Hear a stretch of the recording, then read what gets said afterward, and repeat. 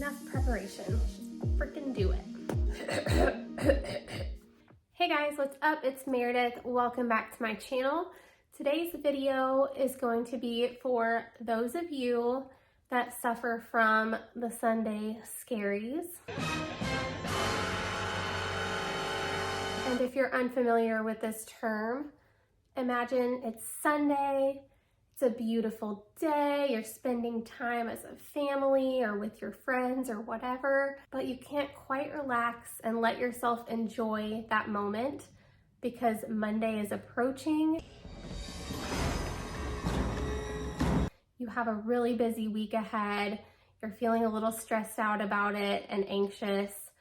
I get it. We've all been there. We've all suffered from the Sunday scaries at one point or another. So today's video is going to be my top 10 tips to help you avoid the Sunday scaries and to help you relax and feel confident in tackling the upcoming week. So let's get to it.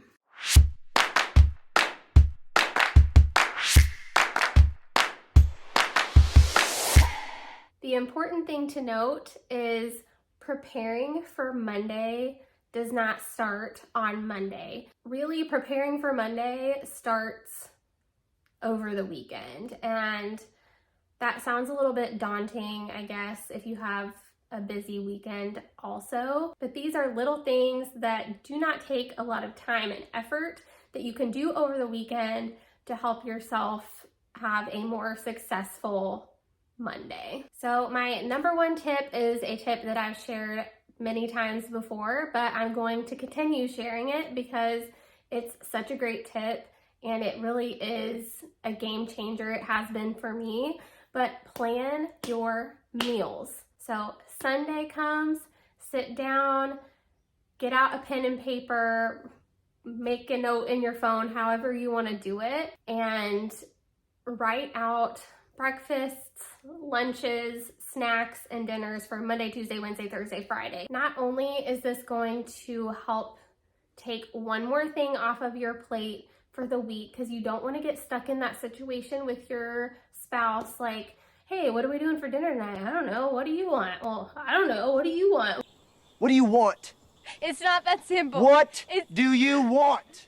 Like, we've all been there as well. But yeah, not only does this help you avoid that situation, but it also helps you see what foods that you need to add into your diet to help nourish your body the best way. If you're having like bagels for breakfast and you want like a sandwich for lunch or whatever, it's totally fine, but it helps you see like, okay, well, I need to add in some more veggies. Maybe I need a salad for dinner that day. It really helps you see like what it is that you're eating and helps you stick to that. So plan your meals, number one tip. Moving on, that brings me to number two, which is to get your grocery shopping done. You do not want to be running to the grocery store Monday after work. It is an absolute nightmare most of the time. So don't put yourself in that situation. If you don't have time to go grocery shopping on Sunday, and I know that Sundays like can be a busy grocery store day as well. I totally understand. Like, we have been known to like go camping and be gone all weekend, and we don't have the time always either. But what I like to do, if I am not able to go to the grocery store on Sunday and get my shopping done, I will go on Instacart and order all my groceries and have it scheduled for pickup the next morning. And you can schedule it for whenever on Monday. I love using Instacart. I love grocery pickup. It's been like the best thing that's come out of the pandemic for me is all the curbside pickup options. And a lot of them were there before, but I didn't utilize them, but I sure as heck do now. And as a mom, like, there is nothing better than picking up your groceries and not having to like take your two crazy children through a full grocery shopping trip. It's embarrassing because I don't like having other people stare at us. Miley, get in the stroller. The only thing that I don't use grocery pickup for is produce. I like to actually like see the produce and Like you gotta feel the avocados, feel if they're ripe enough, that sort of thing. I'll get all the rest of my groceries in a pickup order, and then I'll go into the store really quick for my produce. So super easy. And then you feel so much more prepared on Monday, and you don't have to think about what you're eating. You just grab it, you cook it, and you go. Number 3 is laundry. And nobody wants to think about laundry on a weekend, but you also don't want to be stressing out Monday morning because your kid's like, oh mom, I don't have enough clean socks, or you look and you're like, oh my gosh, I have nothing to wear. I'm never gonna get all of my laundry done over the weekend. Like that's just not realistic. Just think about it. Make sure everybody has the basics, enough for Monday mornings, and you're not stressed out. So number 4, this is something that I definitely don't do every week, and something that I should probably do more often, but there is nothing better than having clean sheets on everybody's bed for the upcoming week.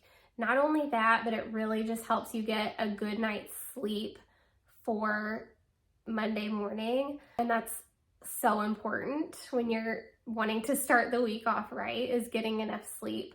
So getting clean sheets on everybody's bed is just such a nice thing to help yourself feel like you have your act together for the upcoming week. And with that, I want to share really quickly about a product that I've received recently and I'm really excited about, and I think that you guys will be too. So check it out. If you struggle to sleep because you get hot at night, you are not alone. I know my husband and both my kids are hot sleepers, and if that sounds like you too, this is a solution for you. I just received this cooling blanket and pillowcases by Marchpower that are crafted with this Japanese arc chill technology that absorbs body heat, leaving you feeling cool all night. Not to mention, they are so soft. These products are made with a double-sided design, meaning one side is meant to help keep you cool on warmer nights, and the other side is a soft cotton material that is best for cooler nights. The material is also wrinkle resistant, and both products are machine washable, which are both so important to me. I actually ordered the twin size blanket because we'll typically use this in our camper to keep cool while camping in the hot summer months. But in the meantime, before we go camping again, my husband has taken over the cooling blanket and loves it, and we have both been sleeping great on the cooling pillowcases. And I will link both of these products in the description box below, so go check them out. And without further ado, let's get back to the video. Moving on to number 5, make a to-do list. Not everybody is as type A as I am when it comes to list making. I love making a list. Like, it makes me feel like I have my act together. But even if you are not a type A personality, I totally understand. But really writing it out and seeing what it is that you have to accomplish for the upcoming week, that helps so much, just to write it out and visually see it on a piece of paper. And then what I like to do is I write out my to-do list, and then I can break it up between Monday, Tuesday, Wednesday, Thursday, Friday, and see like what things I can get done on what day. And then that also helps if you have so much on your to-do list and you break it up Monday through Friday, what days you're going to be doing which things on your list.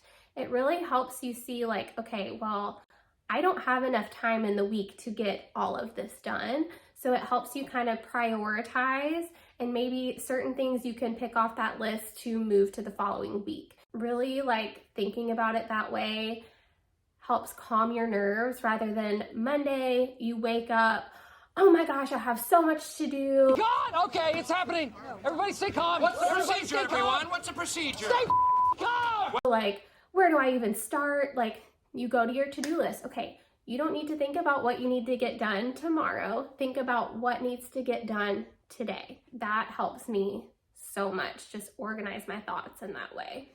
Give it a try, okay? Just give it a try. Number 6, you guys know that I am a super active person. It helps me with my like mental health for the week. I prioritize my physical fitness, and I know that this is not something that everybody does, but I think that everybody should make time to be physically active in some way. This doesn't mean that you need to be like running and lifting weights 5 days a week, but you know, even if you just make like Tuesdays and Thursdays, like I'm gonna go for a walk after work, or I'm going to go to the gym or whatever, plan before the week starts when you're going to get in that physical activity and what you're going to do. If you're not one that typically has stuck to a fitness routine in the past, it might be that you want to reach out to a friend or a coworker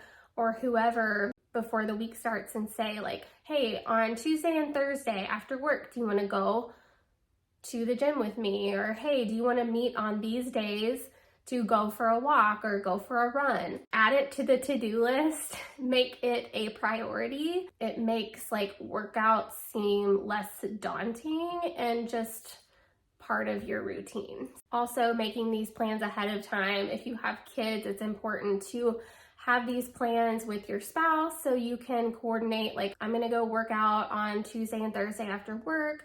Those are my days. Can you like watch the kids during that time? This has become such an important part of mine and Nick's routine. Like, he has his set times that he climbs or bikes, and I have my set times that I run or lift weights or whatever. And we've really made it a part of our weekly routine, and it just makes a huge difference in our like quality of life throughout the week, honestly. That brings me to tip number 7. When you are preparing for the week ahead, if you have your to-do list and you look and you realize like, oh my gosh, I have such a busy week ahead, I don't think I'm gonna be able to squeeze in as many workouts as usual. Make sure you're making the most of your weekend. Like, we all have those busy weeks that you just don't have as much time. If I'm not gonna have the time to work out as much in the following week, I will make the most of my weekend and I'll go for like a longer run. Maybe I'll run Saturday and Sunday if I know I have a busy week ahead. But also the other side of that is if you are planning a big training week in the following week, listen to your body. If you need to use that weekend to recover, that's totally okay too. If you just want to like get some stretching in, if you want to have like an active recovery day. I actually did that this past Saturday. I typically run on Saturdays and I just really felt like I needed a recovery day. So I just went for a walk at the park and like listened to my podcast and just walked for a couple miles, and it was exactly what my body needed. So just listen to your body that weekend and help it to prepare for the week ahead. Tip number 8, this kind of goes back to my last tip, but use your weekend to its full potential. Get together with your family and friends. If you want to use this time to have like a family day, like go on a family bike ride, like just spend a whole day doing fun things as a family. If you want to invite some friends over for dinner, really like use your weekends to its full potential so you're not completely deprived of that throughout the week. Live your life to the fullest. Got 2 more here. Wrap it up, Meredith. Tip number 9, self-care. Can we talk about self-care?